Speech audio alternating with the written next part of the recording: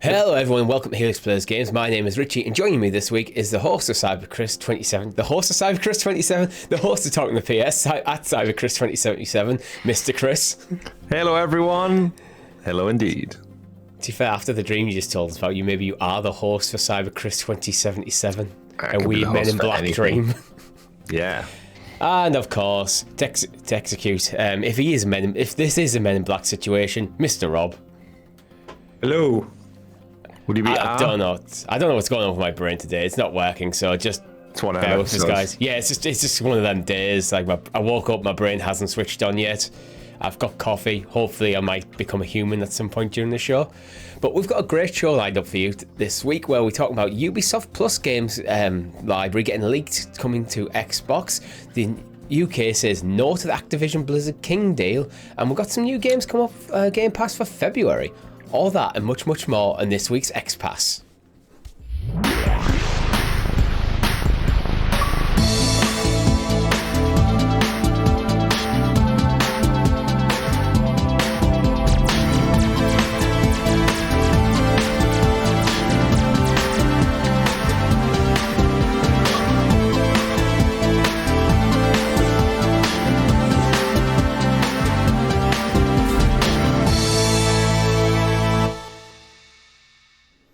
Before we get into it, if you haven't already, make sure you like the video and subscribe to the channel or your podcast feed of choice with notifications switched on so you're kept in the loop of all our great content here at Helix Plays Games, such as Talking the PS, where we break down all the PlayStation gaming news happening on the blue side of gaming, our Clickercast, which went up early. Well, technically last week, you got 2 episodes went live because of the Super Bowl. Weird to say, like, a football game changing when the TV show comes out, in my opinion, but damn Super Bowl. It did. So we give you the Clickercast on Sunday evening instead of Tuesday. So there will be no Clickercast tomorrow. That's right, Chris? That's right, because it's already out. Yeah, it's already out. Go check it on the channel if you missed it live. It'll be there forever. And it's also on podcast feeds. And it will return to its usual Tuesday, 8 p.m. GMT slot as of next week. We also have our weekly live streams where, for the first time ever, last week, Chris and I jumped into a bit of Halo Combat Evolved. We did. What were your thoughts, Chris? I had a great time with it. I always knew I was going to enjoy it, but I actually think we discussed it during the live stream. But having played GoldenEye, like just the week prior when it launched on Game Pass, and kind of having those old school sensibilities reimagined again, to then jump into Halo, which obviously it came out a lot later than GoldenEye, but it essentially was still a first-person shooter of its time. To then play it kind of up-res, because we played the Master Chief Collection. Never played it before other than like a dabble of multiplayer. I had a great time with it. I enjoyed the story. The graphics didn't kind of burn my eyes or anything. I didn't go into it thinking this is going to look ugly. We did have a couple of chuckles throughout the stream. Go check it out on the channel where within the game it actually allows you to literally press one button and it pops between the old resolution textures and the new one. So you can have some really good laughs, like looking at a character who's like quite a detailed like alien enemy. Press a button and it just turns into a polygonal kind of like old untextured mess from like the 2000s. And yeah, we had a great time. It's a co-op campaign we played through. We did a little bit of multiplayer at the end, but yeah, I had a great time. And I'm more than down for playing a bit more and seeing kind of where the story leads to. How about you, Richie?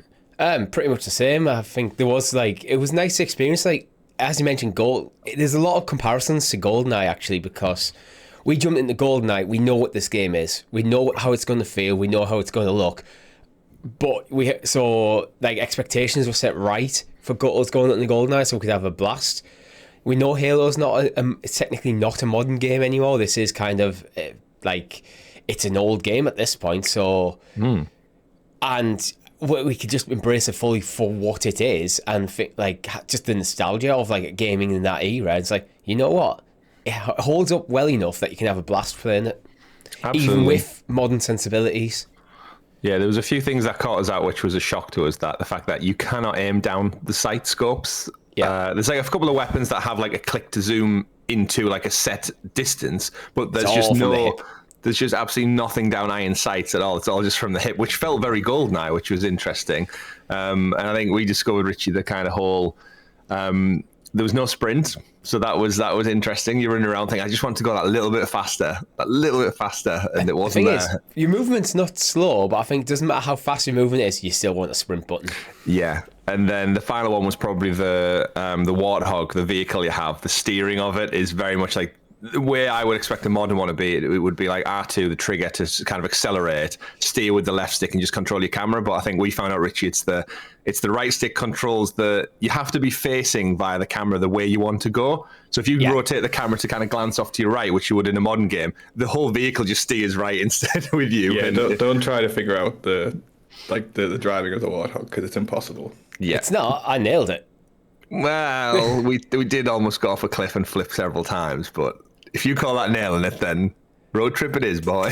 In comparison to how you played it, like I was drifting around tunnels and stuff. I was doing quite well. But no, I had a great time, and I think if people want us to continue that playthrough, then just let us know. I'm absolutely down for it when we find our pockets of time. And that's what the comments below are for. Before we get into it, gentlemen, have you been playing anything interesting this week? I might as well go, because I'm going to have such a short entry on this. I've not had any look in on the PlayStation or much of Xbox this week, because Hogwarts Legacy has came out and our TV has been occupied by my girlfriend playing that game to death already. So I have nothing to say on this little segment of the show, unfortunately. So you've observed plenty of it, though, from a distance. Yeah, yeah. But So what you're saying is you need a second TV.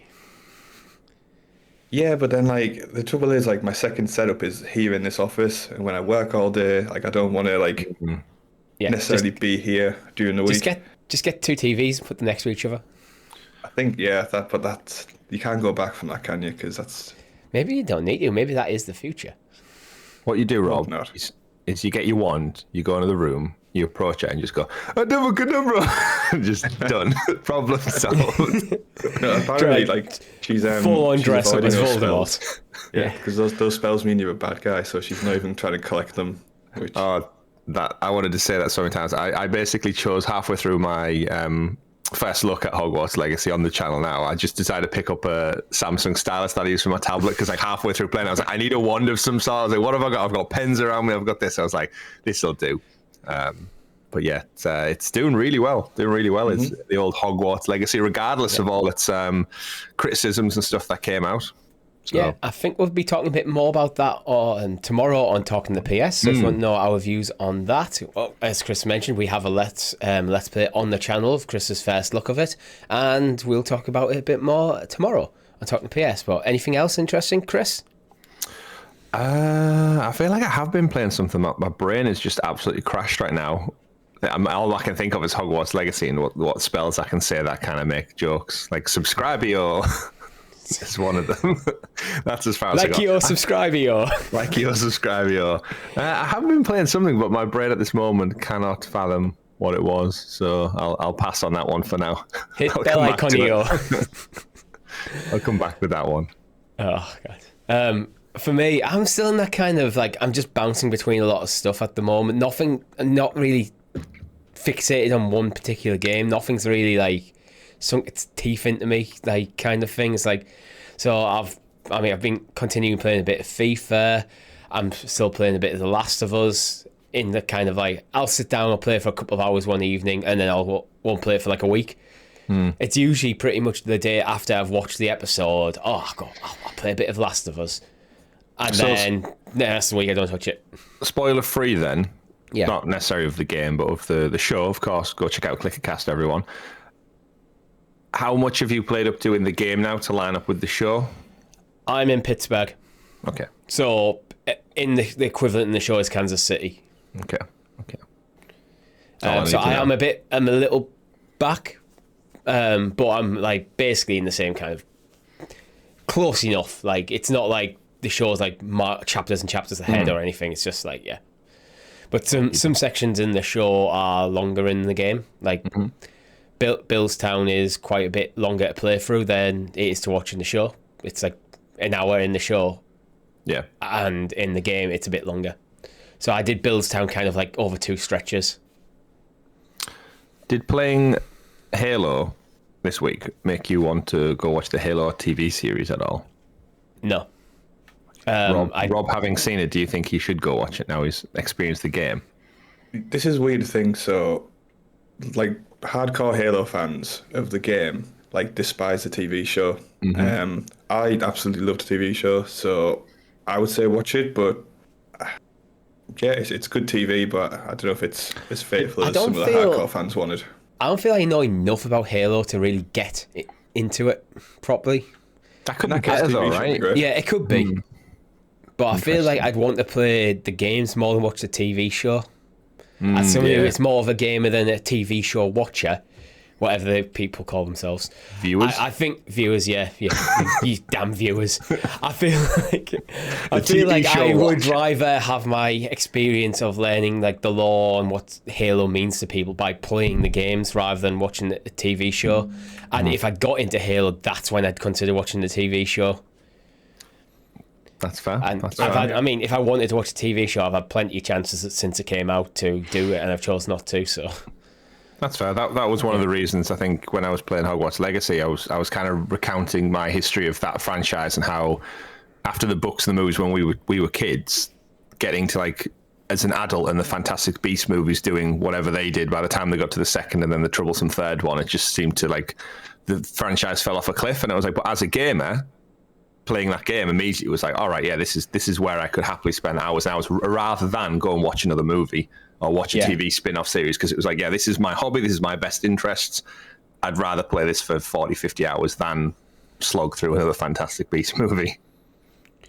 Yeah, other than that, I actually picked up Pokemon again because I think in my brain, you know, when something's like, it's not as good as you want it to be, but I remember like, I actually liked Pokemon Violet, but it just kind of soured in my brain. So it's like, I need to pick it up again to kind of like almost reset that, because I felt like I was just getting more negative than I actually am on that game. And I enjoyed it. I think a lot of my criticisms about the open world still true. It's just kind of boring. But it's still a Pokemon. It's still a Pokemon game, and I don't know if it's because of patches, but it wasn't running as poorly as I remember. I'm going to give it another shot once I get that Pokemon itch again. It's kind of came and went, left me now. So I feel like regardless of if they announce another game this year, which we probably will get again, I'll give it another shot at a later time. But yeah, I just wanted to kind of just have that kind of bit of a mental reset, because I realised I had been getting more and more negative about it. It's like, that's not my actual impression of the game. It's just, let's go back and see what I actually enjoyed about it. But it is... I don't know whether it's me, but I think the game might be playing a bit better. It's still not great. But anyway, let's move on. Chris, would you like to introduce us to the excellently exuberant, excavated Xbox expose, aka the news. And as always, the news section is brought to you by our Helix heroes, such as Daniel Bosserman. Thank you very much for joining. If you want to get your name in here, all you have to do is become a Helix hero for as little as 99p. So first story of the week, the boss. Daniel the Bosserman. I'm sure he's never had that before. Nah, he'll tell you what I do. Okay. Don't get kinky on our new members. That's not what to subscribe for. I mean, if you want to get kinky, you're going to have to go to a higher level than the 99p level. Sorry, I'm just in a weird mood today. I've had simultaneously not enough and too much caffeine. And you're clearly very horny. As always. Sorry. Activision-Blizzard-King. The takeover from Microsoft has hit the news again, because this time the UK have said no. They're not happy with the deal. They're kind of blocking it. So that's the UK's Competition and Markets Authority, the CMA, has published its provisional conclusion on Microsoft's proposed acquisition of Activision Blizzard, and proposed that Call of Duty be removed from the deal as one possible compromise. Do Microsoft want it without Call of Duty? It's like, oh, I'll have a Big Mac, please, but can you take the burgers out of the middle of the bun? Like, you're just left with the lettuce and the sauce and the pickles and whatnot. I think without Call of Duty, you want to take the 6 off the 69 billion. Even that. We say that, but how much of the, like, people, like, a lot of people are sleeping on, like, the King side of this deal, which is a hell of a money spinner. I mean, obviously it's not COD levels of money spinning, but I don't know if you like just the price. I'd say they could still do it, but I don't think they will on the principle of it anymore. Yeah, I think it comes to that thing. It's like, you're right, King is an absolute money spinner. That's why Activision Blizzard bought them in the first place, because they produce tons of mobile games to make tons and tons of profit. But that doesn't feel like... It doesn't feel like Microsoft are in this deal for the King thing. That's almost like a nice bonus to have this publisher, basically, who can just keep doing what they're doing and Microsoft just bank the money.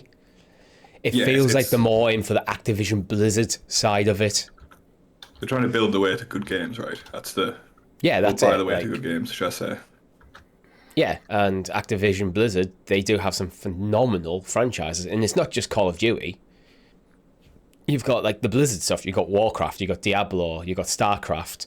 Activision have got things like Crash Bandicoot, Spyro, obviously Call of Duty.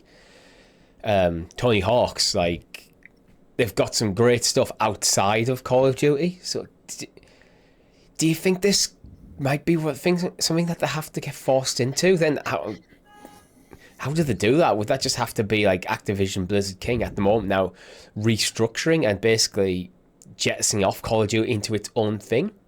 But with an organization that big, it's not a simple thing just to hack out like a little game. It's like it's not easy to do that because you have like shared kind of back end functions. You have everything kind of like fair enough. We look at Call of Duty as it's like this big kind of monolith of gaming, but it's going to have its own kind of, it's going to share kind of function with other parts of the company, right? And I don't know if you can do that easily, like just to hack that out. Well, how would it impact things like the share price? It's like to hack out something as big to probably what Activision Blizzard King are as Call of Duty. That's not a small undertaking. Yeah, it's insane. Yeah, you're probably looking a year or two to actually get that done. Like, yeah, so I really don't think that's like a practical solution. I don't think they'd want the deal anyway, would they? Like, that's the thing. I think the biggest thing for Microsoft was getting these games for Game Pass. I think if you lose one of the biggest back catalogue libraries from the deal and future catalogue libraries and that pull of what Call of Duty, like of all the things in that library, let's face it, Call of Duty will have the biggest pull towards Game Pass and the Xbox ecosystem than any other. And I just think the biggest thing I think we said from quite early on was that this pushback from Sony and all the regulators and stuff, I feel like it's just Sony's tactic to delay, and like the delay tactic seemingly is working fantastic. If they can give themselves that kind of foot in the door moment where they can just hold it open, Hodor style, until they get the shit together to get a shooter out or something, or make a deal with EA for Battlefield or whatever it looks like, any extra time is beneficial to them. But I do feel like we've reached a point in the deal where if what Sony say Microsoft are going to do happens, so they lose Call of Duty eventually, whether it's 6 years, 5 years, 10 years, if they lose it, or if the deal doesn't go through, it's almost kind of like the same outcome in a weird way, because like either way, like they're screwed over with Call of Duty at some point. So it's just kind of like, yeah, just bide your time. And then there is always that chance that, I know it's funny saying, but like, will Call of Duty still be relevant if they can hash out like an 8-year deal? Is Call of Duty realistically still going to be number one in nearly a decade's time? Like, we can't predict it. The stats show it might be, but you know what I mean? From a business lens, it's like stall, and it might just fall off a cliff and no one cares about it anymore.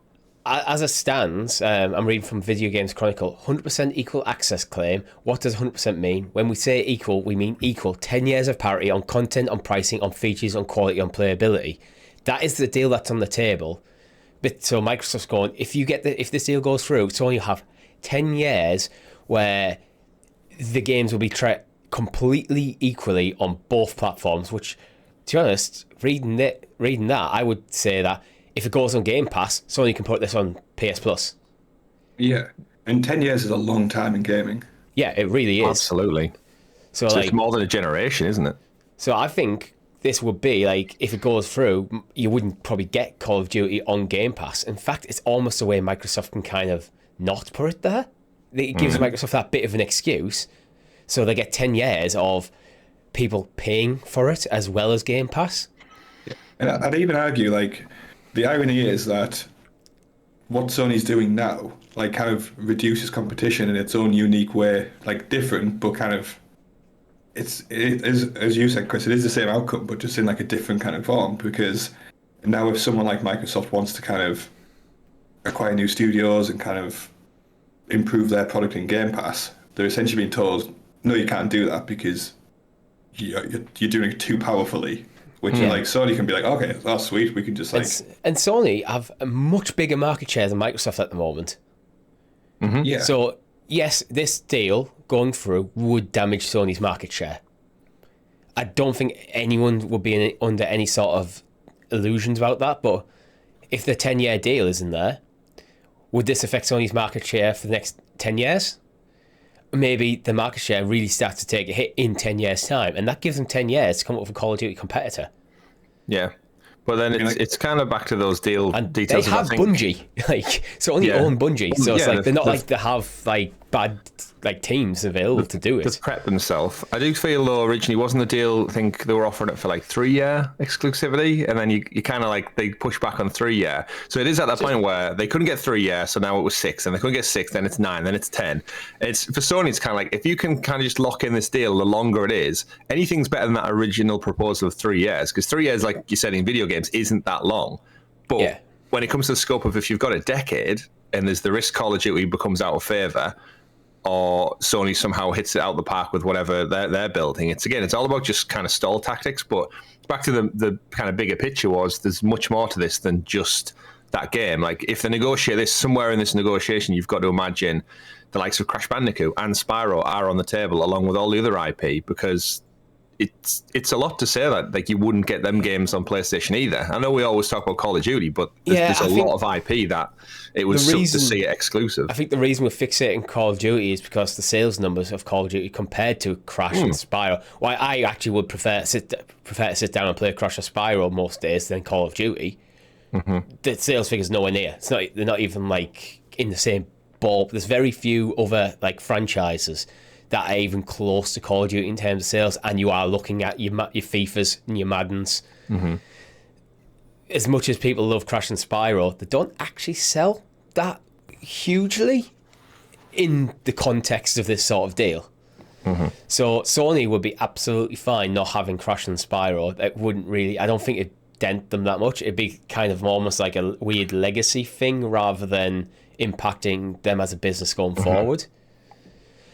But as a sidebar to all this, did you see Lulu Cheng, who's one of the executives at Blizzard, tweet out this past week? Basically, when The Last of Us aired for, I think it was episode 4, and it started getting all its praise. But without much context, I just want to show you this. So again, executive up at Activision, by the way, so really high up, quite important figurehead. Hi. At FTC, so she tagged the regulatory board in the United States. Did you catch last night's episode of The Last of Us? It was incredible. No wonder the show is breaking record. It's a true blockbuster watched by tens of millions. If you haven't already, you should check it out. You might be particularly interested in the fact, and she basically goes on to explain why The Last of Us is so wait, I'll keep reading to give you full context. The Last of Us is produced by Sony Pictures Television and PlayStation Productions. It's based on one of the best-selling video games developed by Sony, owned studio, and published by Sony as a PlayStation exclusive. Why does this matter?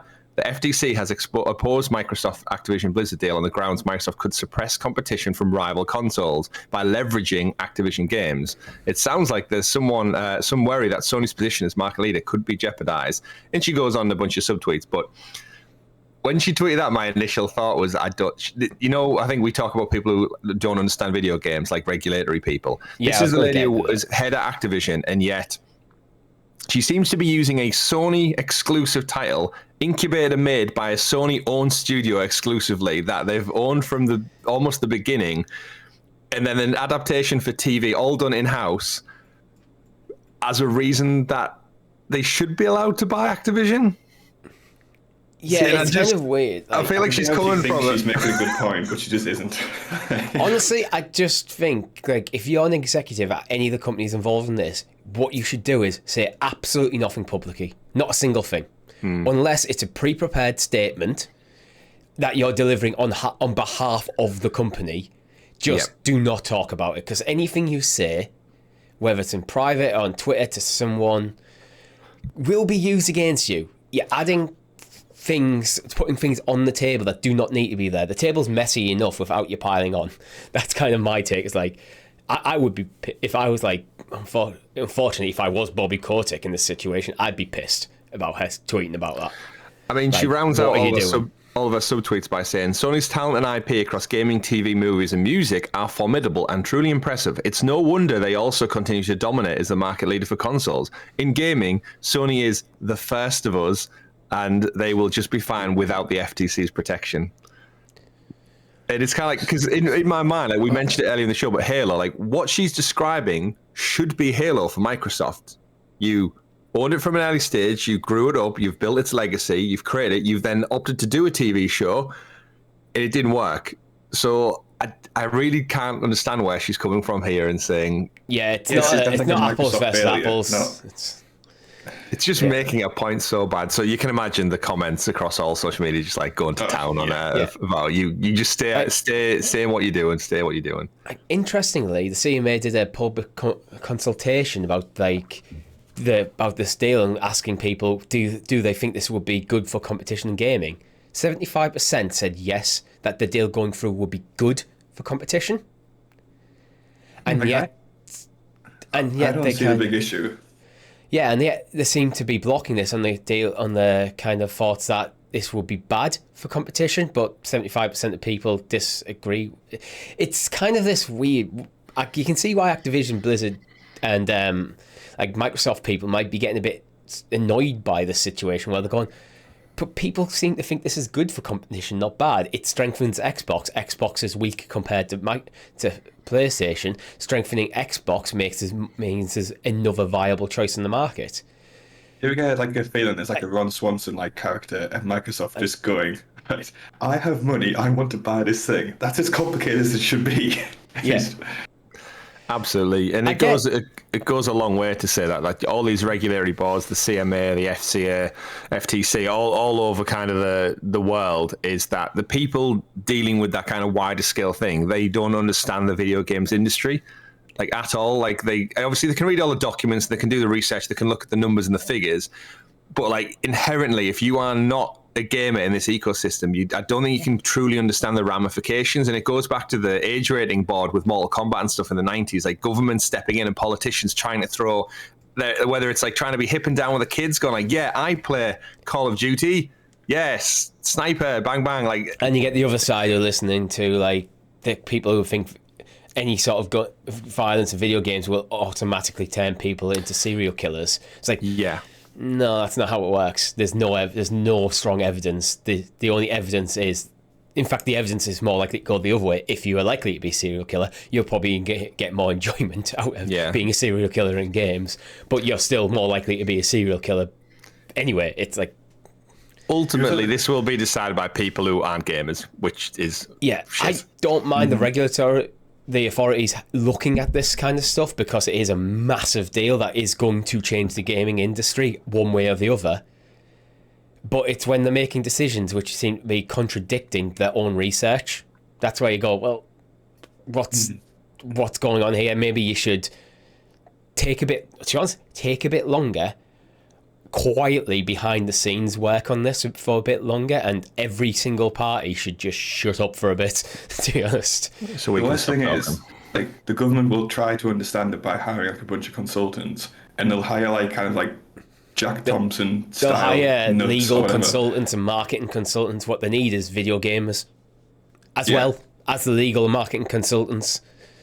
They'll get a stockbroker in as a consultant to talk about how this would affect share prices, and Microsoft and Sony is like, where actually sometimes, you need that guy, but you also need to actually talk to the people who are buying it. You need to talk. The biggest stakeholder in the video games industry is gamers. Yeah, without you us, need like there's the no industry. wearing 5-day-old t-shirt bloke to sit down who's got like 10,000 hours in all the COD games. That's what you need. You need that guy, but you also need people who are like who are just like passionate about playing Spyro, and you you need a big cross section of all stakeholders. And I sometimes think I can't really talk about other regulatory authorities, but I think the UK tend to focus almost exclusively on just the stock price. But there's more to the industry than just how the stocks and shares of these businesses. Again, I think the biggest stakeholder is gamers, because without us, there's no market. Anyway. Very nicely put. Shall we move on? Yeah, we're going to come back to this 80,000 times over the next year. Yeah, absolutely, 100%. I try not to put it in every week. I only when there's a big thing, and this time it happens to be our country who's blocking the deal. I'm not even in favour or against the deal, to be honest. I just want a decision now. I want a decision, but I want the decision to be properly thought out with the right people consulted on it, and decisions made for the right reason. And it feels like everyone involved is making decisions for the wrong reason. Anyway, let's talk about Star Wars. Jedi Survivor has had 9 minutes of gameplay. Have you watched any of it, Chris? Yeah, I watched a couple of minutes and then decided I don't want to see any more. It was one of those, it's similar with movies when the trailers, I don't know if anyone saw the Fast 10 trailer this week, but it's basically it's the entire movie compressed down to about 3 minutes. And I don't feel like I need to go see it now. It's ridiculous, and I probably wasn't going to see it anyway. But the game, it looks, the graphics look awesome. The fighting mechanics, we have droids, which is you see them taking out battle droids from the prequels, which is yes, obviously they exist out in the world. Anyone who's watched the Clone Wars and stuff, there's still variations, because obviously they all got shut down when the Droid Federation and stuff went, but they were repurposed and stuff around the galaxy for different things. So it's cool that we get to see elements that we haven't seen in the game so far. I didn't think Cal's running style looked a bit janky. I don't know whether they've made him a little bit taller because he's growing up or what, but his animations of him running around and jumping around seem very stiff, but again, I'm guessing it's just early build and they'll sort that out. And then I thought, you know what, I don't want to watch anymore. I want to just keep it what it is, and I'll get to it. I think people are safe if they want to watch it because it's gameplay trailer. I don't think you're getting much story from this. I kind of scrubbed through and just watched some, because I was intentionally trying to avoid, similar as you. I don't want any story stuff spoiled, so I was just scrubbing through, watching, stopping an action, a fight that I have no context for, watching for a minute and then moving on. The one thing I noticed is, a kind of weird thought occurred to me is, I can almost see the button presses in combat. I'm not saying this is a bad or a good thing. It's not, it doesn't look fluid. It's you can almost see and then he pressed triangle and then he pressed X. Well, it's got that because of the fight. It almost has that Arkham Batman style, snap to combat. Yeah, just that's I think it's so quick and fluent. It's almost it's natively going to come along with this type of fighting, because even though the human eye is distracted by the motion quite a lot, you're always going to get that element of snap. Otherwise, all the characters would be cutting through each other. The lightsaber should be, but you know what I mean. The characters would be clipping through each other at quite a rate if we didn't have that snap to nature. But especially in the prequel era of Star Wars, when you see the lightsaber duels, they always look incredibly fluid. This does look it is snappier. So I think your precision in your movements and decisions are going to be very, very important. Absolutely. Potentially more so than the last game, but I don't know. It's been a while since I played it. Yeah, there was some of the things that came out of it which I thought were really cool. The fact that you can wield individual lightsabers, two at the same time. That's going to create a cool new approach to it. I'm down for it. I actually learned something interesting about the prequels the other day. You know when Obi-Wan fights Darth Maul in that famed scene, the in the background.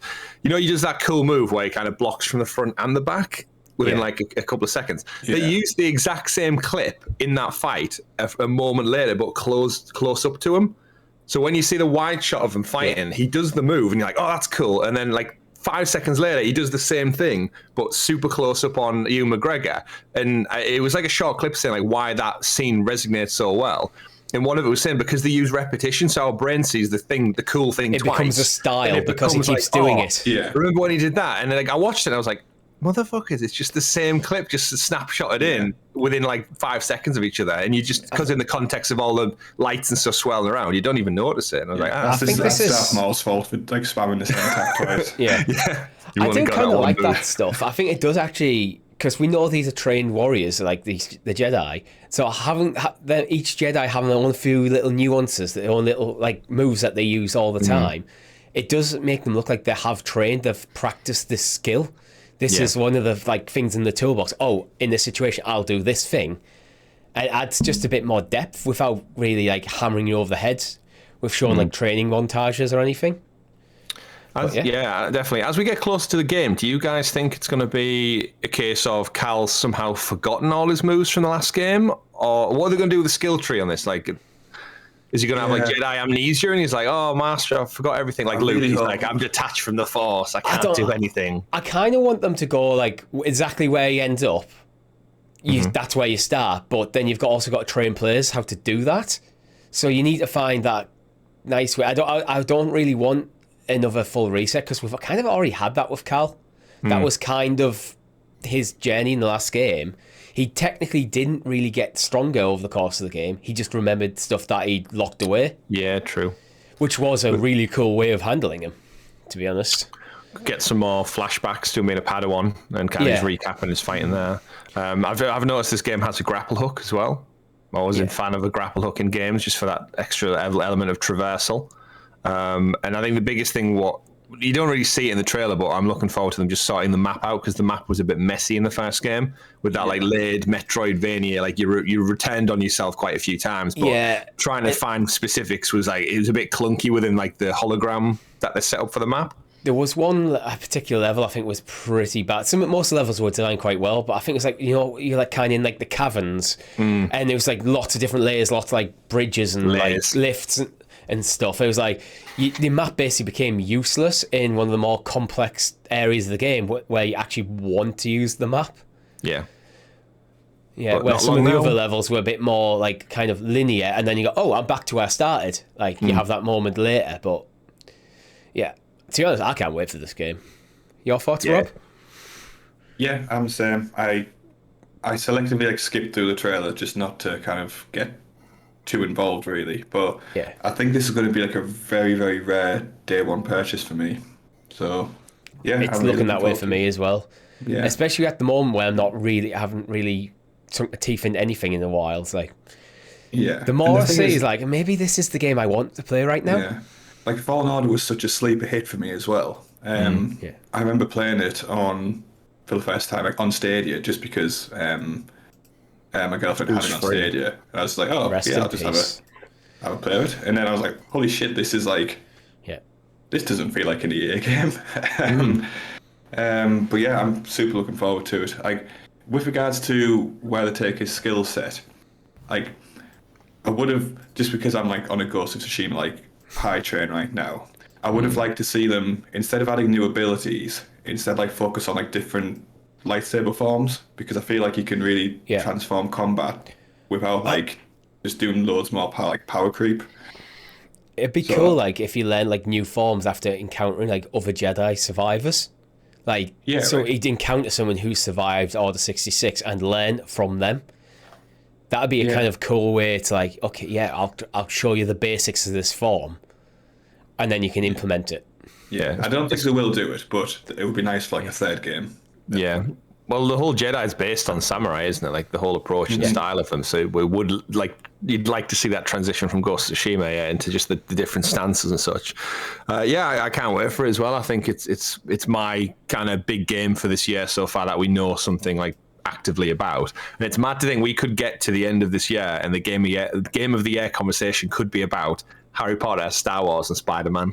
It's insane. Which is like, just goes to show you how much IP is important.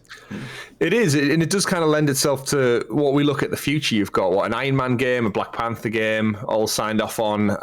Obviously, we've got Jedi Survivor, and it was making me think. I was listening to a few other podcasts that I listened to, and it's like, is Jedi Survivor and Fallen Order, is that the best integration of a character and a world into an IP that we know of? Because it's canon. Like, Cal is canon. Like, I can't think of anything Marvel have done yet, or any other IP, like Hogwarts, for example, where it's intrinsically happening at the same time the shows, the TV, the movies are. It's all, like, in-house canon, and it's sublime. Like, it fits perfectly. Like, if Cal shows up on a Disney Plus show, I'm down for that, and I think the wider audience would still know who he is to a degree.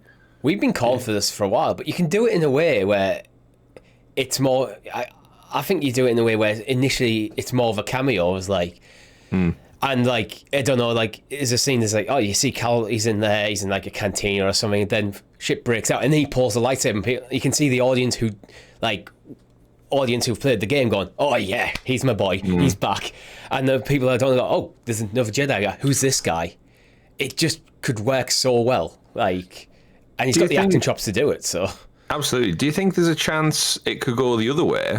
And with the success of something like The Last of Us, would Disney look at Jedi Survivor and Fallen Order and think we could adapt this game, get the actor, and just retell Cal's story on a Disney Plus show?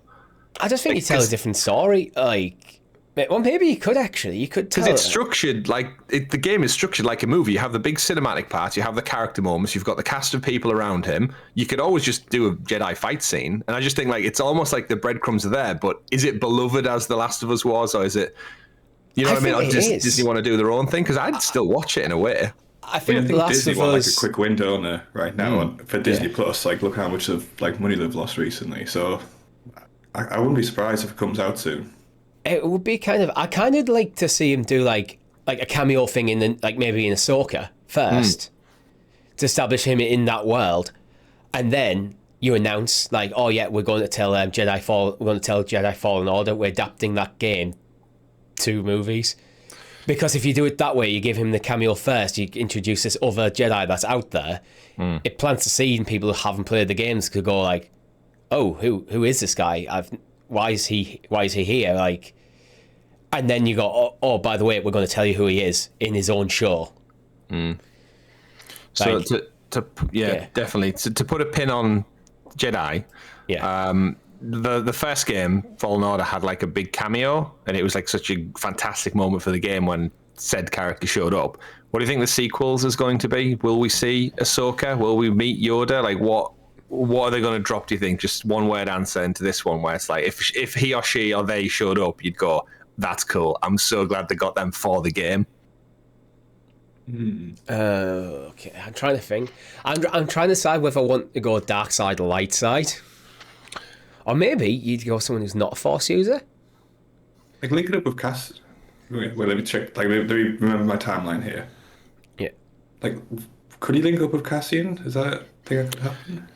So, obviously, he survived Order 66, and then it took him ahead of the time to Invader and the Inquisitors are still hunting the remnants of the Jedi down. So you're talking New Hope hasn't happened yet. Hope, yeah. So probably not far off. So Cassian, timeline-wise, might exist, but he might be just starting the rebellion. So you're probably around that time for it. Depends how close we are to A New Hope, really. Yeah. Because the rebellion's being built, Rogue One kind of world. There was theories he could appear in like the Obi-Wan TV show. That didn't happen because it is that kind of era. But I'm thinking practically as well, he's a bit of like a cheaper actor who wouldn't maybe see like kind of more cap and the voice acting gig as like a no, it's not worth my time type of thing. So yeah, maybe that'd be my guess. I don't know. I mean, you could go absolutely give the fans what they want and Mace Windu do it. That would be insane. But it would be insane, right? I don't think he'd come back in a game. I think they'd save that for the big screen.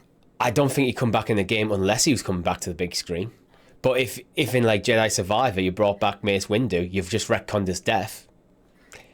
Samuel L. Jackson's back. Yeah, I think they'd save that for a movie or a TV beat. Plus he's like 80. Like Samuel L. Jackson's like getting on a bit, isn't he? Yeah. You might think that actually bringing the character back in the game might be easier on him then. If you just have to do the voice, yeah. Yeah, you can do the voice, and then you can use. It's a lot easier to use like stunt doubles when you're going to animate what they do. So it's like, I don't know. Jackson's 74-year-old. That's insane. I'd love that to be a case. I'm not sure if I'd like them basically resetting the canon, but I think it would be awesome if they did. But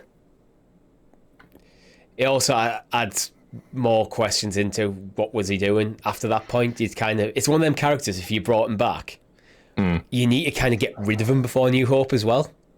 Yeah, true. So because otherwise, why wouldn't he be there? Like, well, why wasn't Yoda? Or at least by the time of like like Luke's like straight up like now going to fight the Emperor and stuff. Like, yeah, he would have made an appearance in that kind of free movie gap. You'd think, wouldn't he? Yeah. My money, if I was to pick, is on Ahsoka. Just I think time frame. Yeah. She escaped the Order just like Cal did. She's on the run just like Cal is. She could train him something just like he needs. It builds hype for her show. In her show's coming out, I just think, and she's a character that again, Dawson. Again, back to what Rob said. I don't think she's like a top required actor who would cost a fortune to do the mocap for and voice if she need to. Yeah. So, and again, when they were negotiating a script for the Ahsoka show, you can't imagine they went like, oh, we've also got some side content you need to agree to do as well, because that's the way they're trying to build this world out. It's all connected. But not long to find out. It's just delayed, but pushed back. It'd be cool if like you had a cameo of Rosie O'Dawson in this game, and then you had the exact same scene in the show. That would be cool, yeah. And then it pops up across the bottom in the US banner style saying, go play the video game, available now on PlayStation, Xbox. It's the same scene with the same two actors in it, just coming at it from a different context. That would be very unique, yeah. Yeah, I'd like that. It's absolutely doable. But let's talk a bit about Alan Wake. Alan Wake's so boring compared to Star. I'm joking. We're already 45 minutes in the show, let's get through it. It's kind of like an interesting contrast in terms of the strength of the IP, because... I was thinking about this earlier. If you told me Alan Wake 2 is going to be the best game of all time, I'm not sure I care. It's something about the name Alan Wake just kind of puts me off. We've said it before. Like, again, like, no disrespect to Alan Wake except for his name, but like, I thoroughly enjoyed Control. I actually had on pre-order the Alan Wake remaster last year, and then I think a collection of other games came out, and I decided to cancel my pre-order, which I very rarely do. And I don't know, like, I enjoy Control, but I feel like I'd rather just wait for the second Control entry at this point, rather than learning about a new game. But there is something about it which I know I'll probably enjoy, but it's surprising that Remedy are telling us now it's fully done, right? It's playable. Obviously not finished, but it feels like it was announced and then it's almost in like the final straight, almost. I think the bad thing is there's just not, like, I'm not feeling like the groundswell demand for it. Like, that's the really sad thing for me. I know. I think it really... This is one of them games that really needs a solid marketing push. Jedi Survivor doesn't really need a big marketing push. They just need to let people know it's coming and remind people. I think this game needs to be sold to people. Like, this is why you should play it. And do we know if the first one is on Game Pass? I don't think it is. The first original maybe, but not the remaster one. See, I think that's one of the moves they should do. Get the remaster on Game Pass so people have an introduction to the franchise, so that then when 2 drops... Because I think this could be a Plague Tale situation for me, where I don't want to play like Requiem until I've finished Innocence. So I want if I'm to consider Alan Wake 2, I kind of want to play Alan Wake 1 first. And I want to play like the remaster, not the original, so give me it, Xbox. It's, in regards to the marketing push, I feel like it's one of them where if you told me Blue Pill, Red Pill, Alan Wake 2, Max Payne remaster, I feel like I'd rather play the Max Payne remaster, that's worrying, right? From a marketing standpoint, if I'd rather play something you're not working on.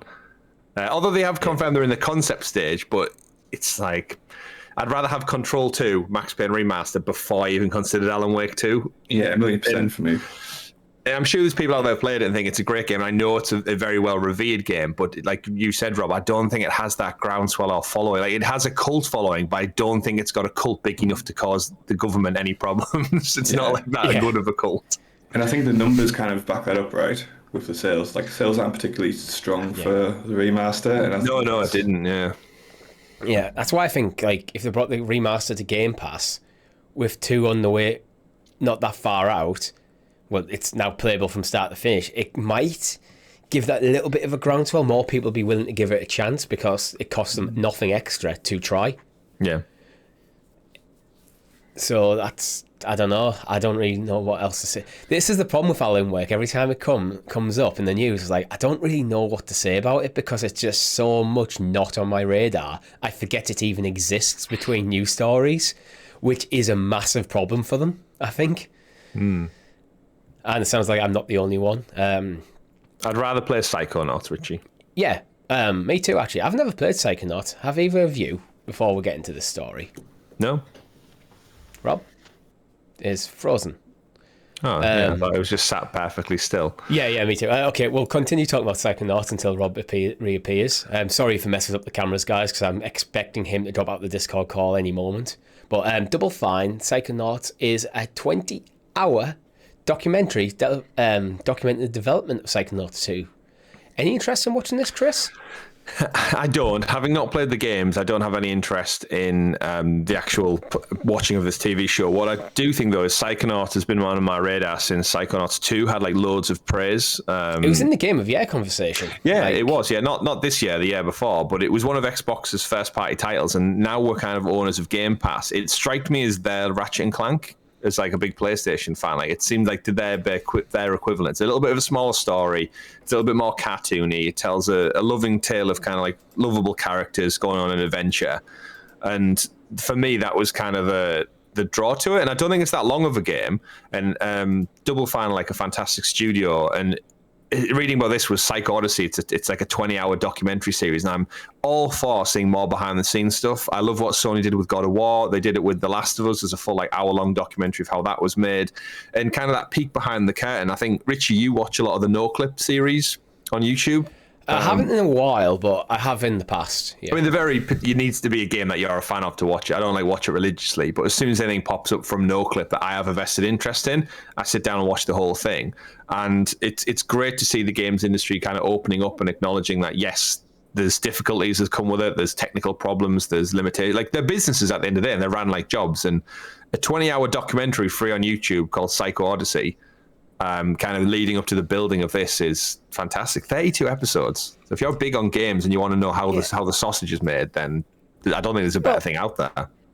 I'm actually quite interested in this, although I think I've incorrectly dismissed Psychonauts as a franchise as just another.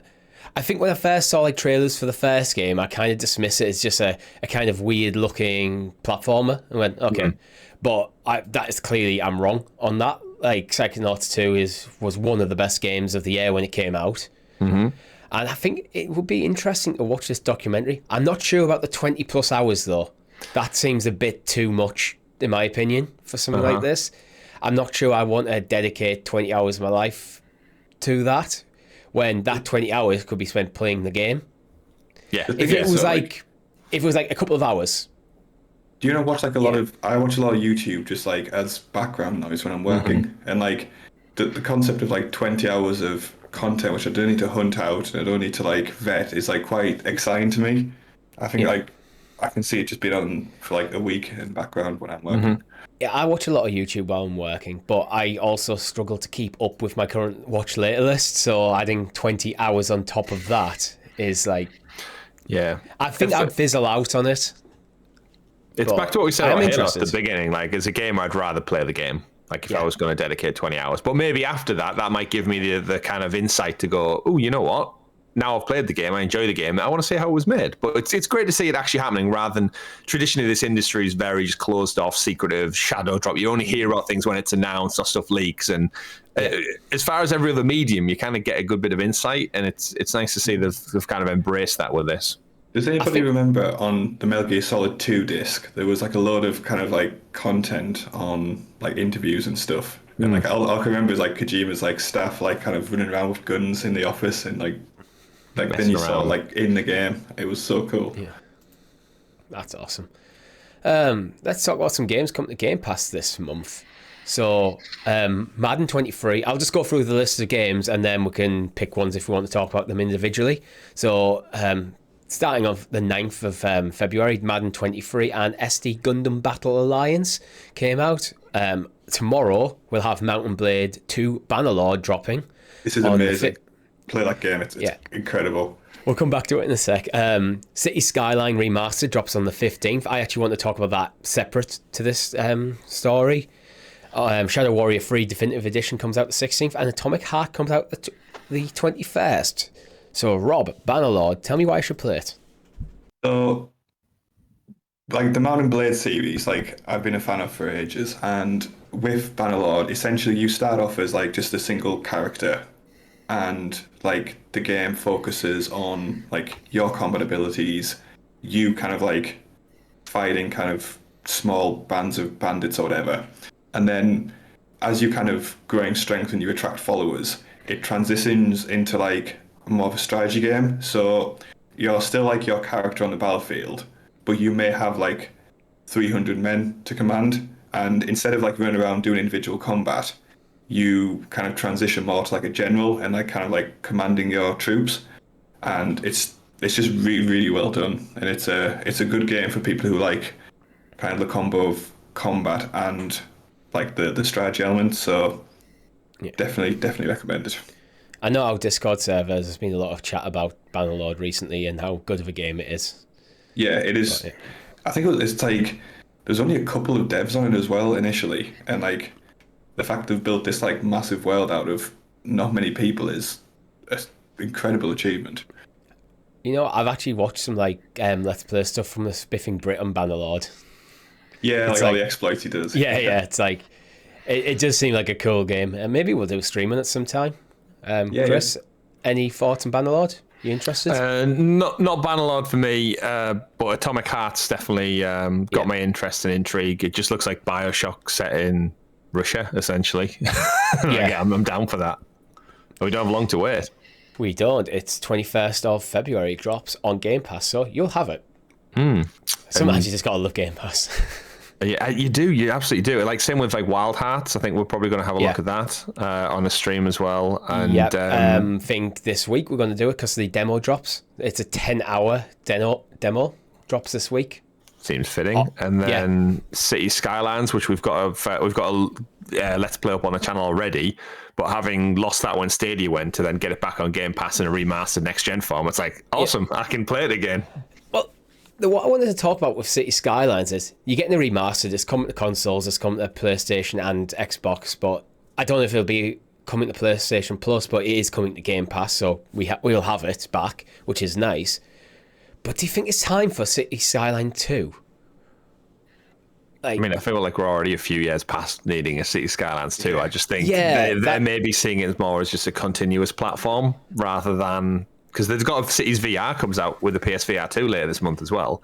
So it's just like, this is there's it. stuff happening. It's not dead by any stretch of the imagination, but I think it almost needs like, okay, let's draw a line under what we've done, bring us to a newer engine, give it a full like graphical and interface revamp, and just do it again.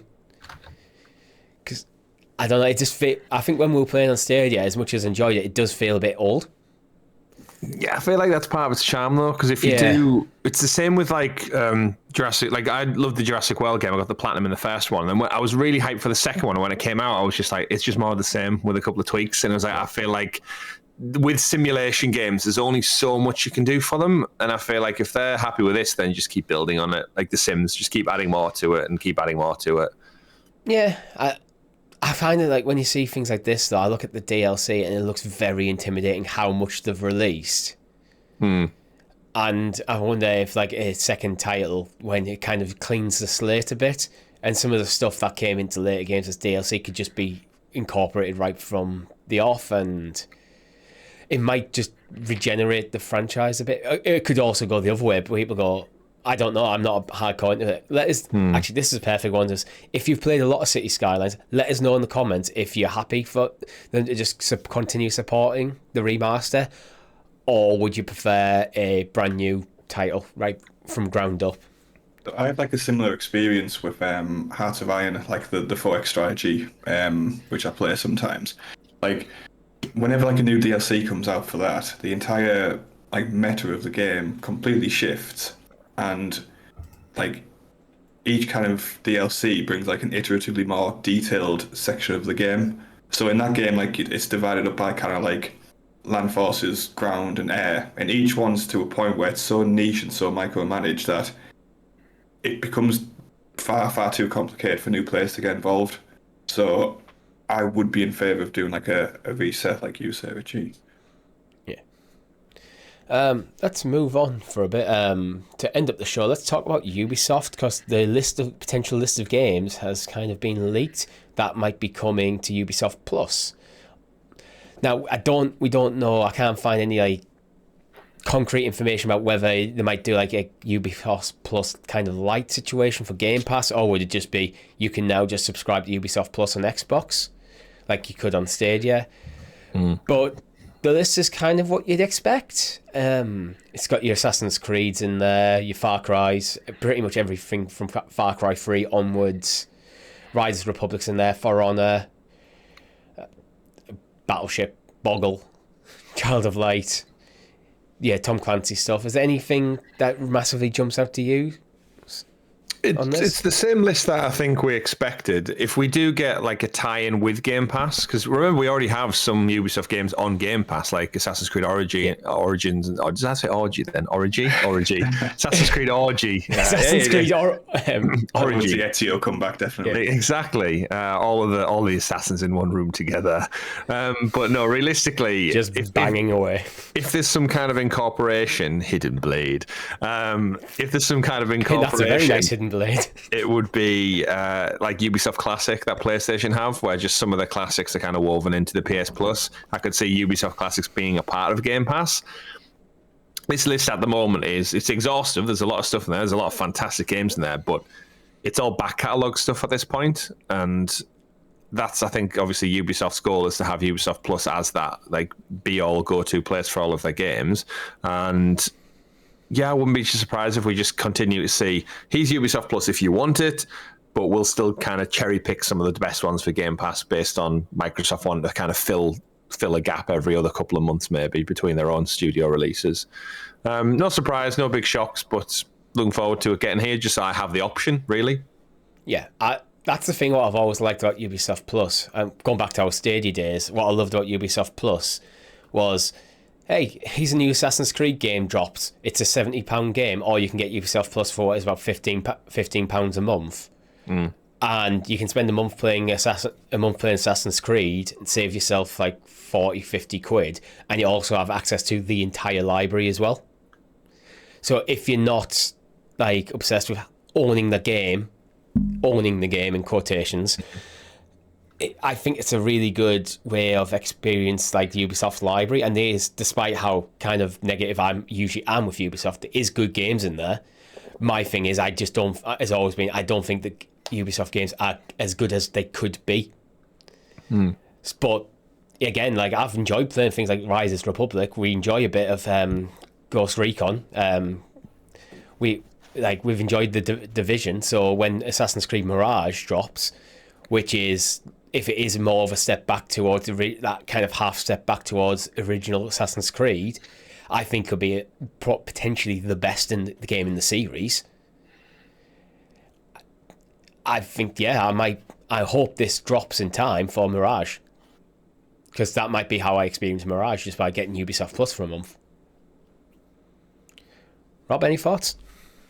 Like, nothing's just jumping out to me on the Ubisoft Plus, just because we've talked about like Ubisoft fatigue in the past. It's got the South Park games, they're awesome.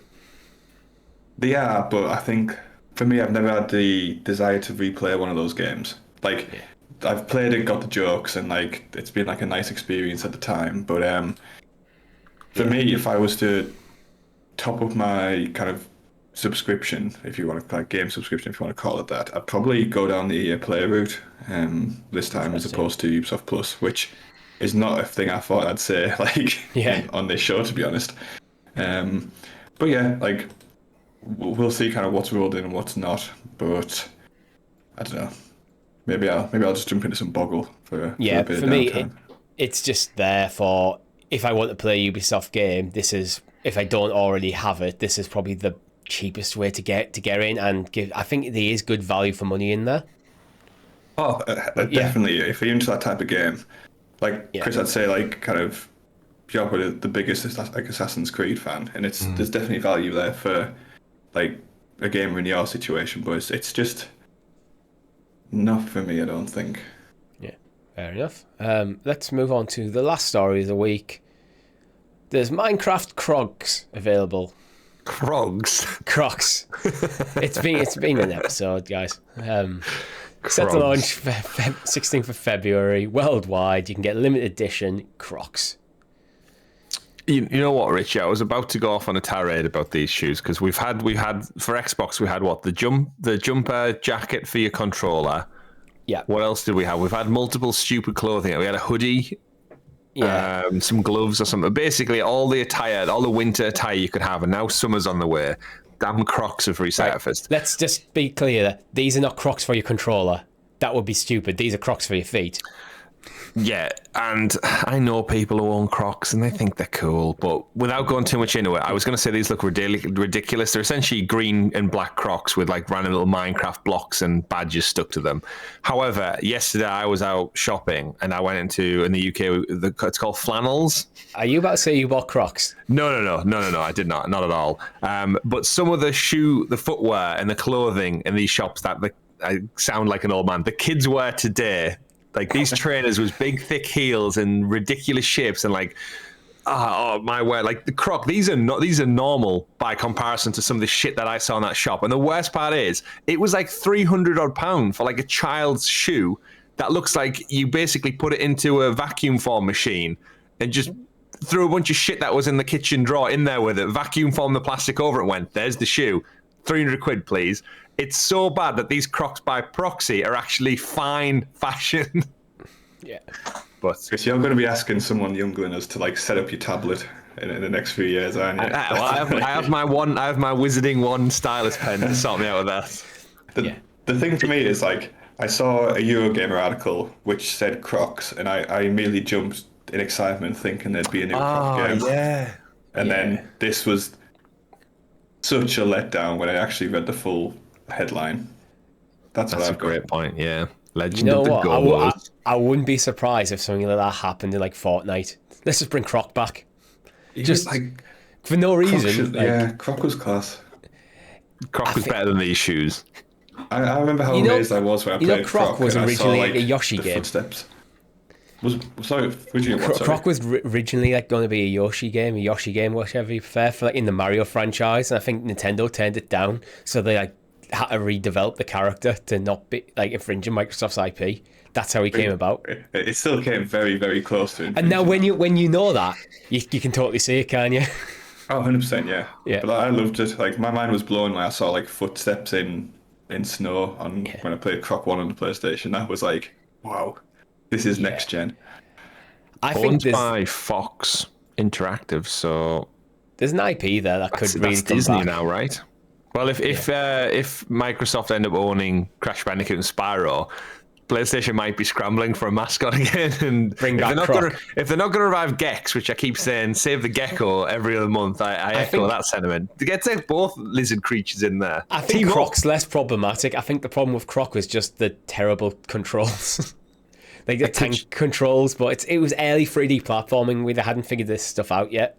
But we've had a Spyro and Crash crossover on the DS, I think it was, back in the day. I'd take a Croc and Gex crossover. Like Gex is the suave, shouldn't be saying what he should say, adult, and Croc's like the naive younger one, and they just go on a lizard adventure together and show each other. Just like a slapstick comedy platformer between the two of them. Like, why not? Why not? Dustin Hoffman and Tom Cruise and Navigator. There you go. We've designed it for you, everyone. Yeah. But that's all we have time for this week. If you've liked the video, make sure you hit that like button and consider becoming a member of the channel for as little as 99p. And subscribe if you haven't already, with your notifications turned on, so you know when all our great content drops. Like tomorrow, in Talking the PS, we'll be talking about everything Hogwarts Legacy. Mm-hmm. Thank you very much for watching. My name's been Richie. I've been Chris. And I've been Rob. We've been Helix Plays Games. Helix Plays? That's what I said last week. I did say at the top of the show, my brain's not fully switched on, and apparently an hour later, it's not. There's a Discord server, links below. Bye. Go get plowed.